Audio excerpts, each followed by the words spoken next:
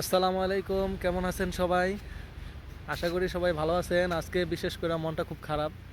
তো ঘটনা হচ্ছে অনেক দিক দিয়ে পিছিয়ে পড়ে যেতেছি। যেমন বিদেশ যাওয়াটাও দেরি হয়ে যেতেছে, মানে একটু সময় লাগতেছে আর কি। জানি না কেন সময় লাগতেছে, হয়তো আল্লাহ পাক ভালো কিছু রেখে রাখছে, সেই জন্য হয়তো দেরি হইতেছে। তো সব কিছু মিলাই ঝিলাই আজকে মনটা খুবই খারাপ যে কিছুদিন আগে বলতে আরও 6 মাস আগে গত কুরবানি ঈদের 1 সপ্তাহ আগে ঘরে চোর ঢুইকা মোবাইল টোবাইল যা কিছু ছিল সব নিয়ে গেছে। আবার ঠিক 6 মাস পরে, যেমন এই গত 7 তারিখে 6 মাস হয়েছে, আর 2 দিন আগে আজকে 9 তারিখ, তো 6 মাস একদিন পর ঘরে ঢুকে নাই অবশ্য, বাইরে থেকে অনেক কিছু চুরি করে নিয়ে গেছে। কল নিয়ে গেছে, আমাদের যে বাড়ির সামনে যে কল ছিল ওই কলটা নিয়ে গেছে।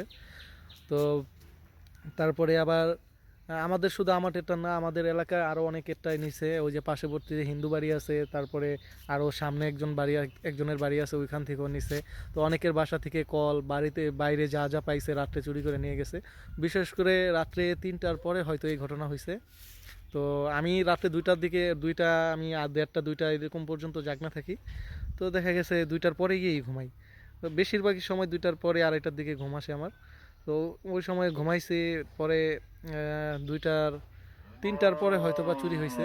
তো 3টার পরেই চুরি হয়েছে। সকালে যখন ফজরে আজান দিতেছে তখন মায়ে ডাক দিছে বাইরে গিয়ে, যে অজু করতে গেছে, গিয়ে দেখে কল নাই। তো এরকম অবস্থা। তো আসলে সব কিছু মিলাই ঝিলাই মনটা খুবই খারাপ, সব দিক দিয়ে অনেক দেরি হইতেছে।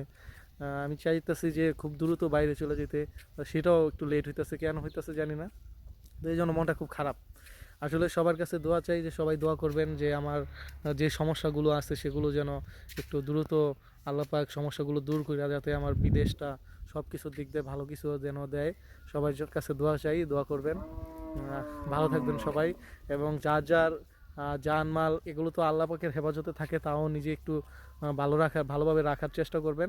তাহলে অবশ্যই ভালোভাবে রাখলে অবশ্যই আপনারা সেটা নষ্ট হবে না বা কেউ ক্ষতি করতে পারবে না। তো আসলে ভালো থাকবেন সবাই। আল্লাহ হাফেজ, আসসালামু আলাইকুম।